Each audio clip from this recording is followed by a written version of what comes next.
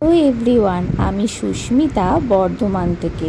তোমরা কেমন আছো? আশা করছি তোমরা সবাই ভালো আছো। অনেক দিন পর একটা ডেইলি ব্লগ নিয়ে চলে এলাম, যেখানে সকাল সকাল ব্রাশ করে ভাত বসিয়ে দিয়েছি, অন্যদিকে আদা দিয়ে রচা দিয়ে চা।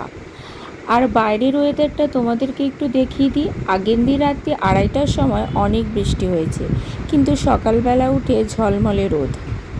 আসলে বৃষ্টি হলে গরমটা একটু কম থাকে।